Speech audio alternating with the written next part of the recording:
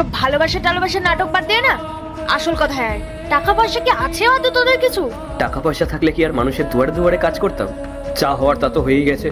তুমি এসব ছেড়ে আমার ভাইকে বিয়ে করে নাও না। আর তোমাদের মতো তো আংটি বদলও হয়ে গেছে। দেখো, এখন যদি তোমাদের বিয়েটা না হয়, আমাদের সমাজে আর মান সম্মান থাকবে না, আমরা কাউকে মুখ দেখাতে পারবো না। একদম চুপ। আর একটা কথা বললে না খুব খারাপ হয়ে যাবে। হে ভগবান, আমি কত বড় ভুল করতে যাচ্ছিলাম। একটুর জন্য ওই গরিব ছেলের সাথে আমার বিয়ে হয়ে যাচ্ছিল। তো ভাই তোমার স্নেহা, এভাবে বলো না। ভাই সত্যি তোমাকে খুব ভালোবাসে।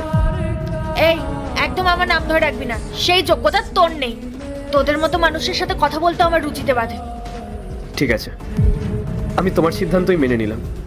তবে যাওয়ার আগে আমাকে একটা কথা বলবে স্নেহা, তুমি আমার ভাইকে দেখে ওকে ভালোবেসে বিয়ে করতে চেয়েছিলে, নাকি ওর কোম্পানি, ওর টাকা পয়সা, ওর অর্থ সম্পদ এসব দেখে বিয়ে করতে চেয়েছিলে? ঠিক ধরেছিস, আমি তোর ভাইকে ওর টাকার জন্য বিয়ে করতে যাচ্ছিলাম। ভেবেছিলাম ওর এই বিশাল কোম্পানি আর ব্যাংক ব্যালেন্স নিয়ে আমার জীবনটাও রাজকীয় হবে। কিন্তু এখন তো দেখছি তোদের কাছে কোনো কানাকড়িও নেই, তাই আমি তোর ভাইকে বিয়ে করতে পারবো না। না না, আমি তোমার সামনে হাত জোড় করছি, তুমি দয়া করে ওর কোনো ক্ষতি করো না।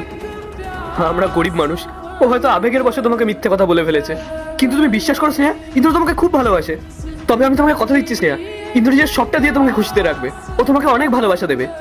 তুমি যদি বিয়েটা না করো, তাহলে আমাদের বংশের মান সম্মান সব ধুলে মিশে যাবে। তুই এখনো এক কথা বলে যাচ্ছিস? তোদের মতো লোকেদের আবার কিসের সম্মান রে? তোর এই ফালতু ভাইকে বিয়ে করলে উল্টে আমার সম্মান ধুলে মিশে যেত। শোন, আমি এমন একজনকে বিয়ে করতে চাই যে আমাকে রাজপ্রাসাদে রাখবে, লাক্সারি লাইফ দেবে, আর আমি হাত বাড়ালে যাই চাইবো সেটাও আমাকে এনে দেবে। তার মানে তুমি এই বিয়েটা করতে চাও না? এটাই তোমার শেষ কথা? একদম।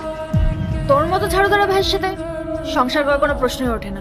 সত্যি বলতে আমি ওকে টাকার জন্য বিয়ে করতাম, আর এটাও আমি ভেবে রেখেছিলাম যে বিয়ের পর ওকে ভুলভাল বুঝে ওর সব সম্পত্তি আমি নিজের নামে করে নেব, তারপর ওকে ডিভোর্স দিয়ে ওকে রাস্তায় বসিয়ে দেবো। তার মানে তুমি বলতে চাও আমার ভাই আজকে অনেক বড় বিপদের হাত থেকে বেঁচে গেল? তোর ভাই না, বেঁচে গেছি আমি।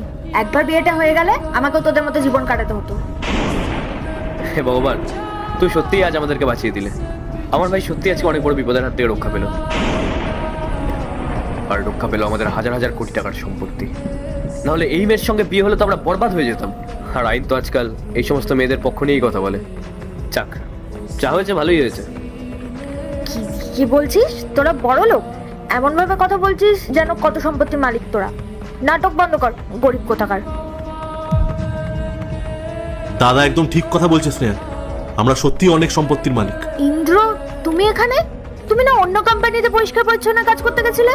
তাহলে এই পোশাকে কেন? আমি এখানে পার্ট 2 দেখতে সাবস্ক্রাইব করো ভেলকু 78M।